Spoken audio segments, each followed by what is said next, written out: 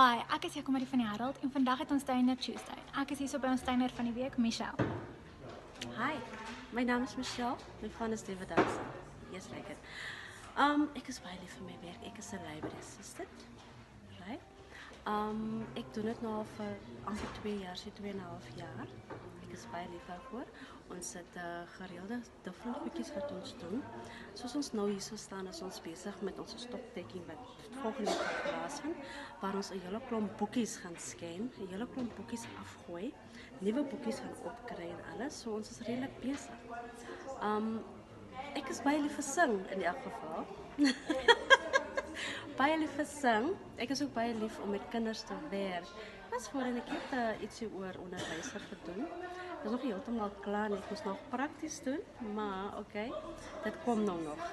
Toe kom hierdie in. My passie is kinders. Dit gaan meer oor die kinders as iets anders.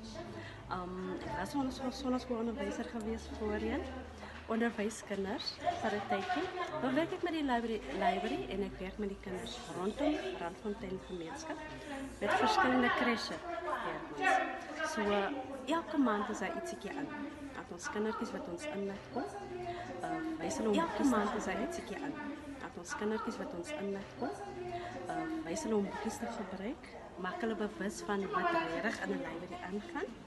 En dan entertain ons hulle bietjie. Jy weet dat hulle bietjie weer terugkom.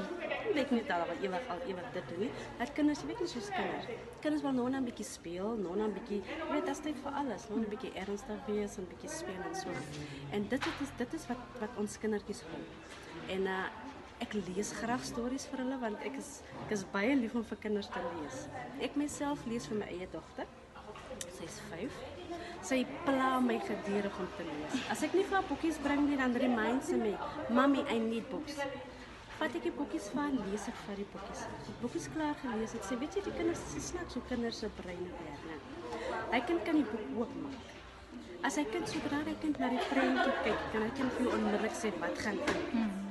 En dit is my begeerte is so graag om seker te maak dat elke kind in hierdie gemeenskap bewus is van 'n boek, hoe om dit te gebruik. Kinders moet seker, jy weet, tyd het om na 'n library te kom en te kan lees. My verlange is om 'n kind te leer lees. Net dat hulle kan, jy weet, want dit is die fundament. 'n Mens begin daarby, want as jy nie kan lees nie, dan kan jy niks doen nie. Dit is baie belangrik dat 'n kind moet lees. So, my volgende stap is om daardeur te gaan, om ons crèche weer in te kry en aan te gaan met my lesery.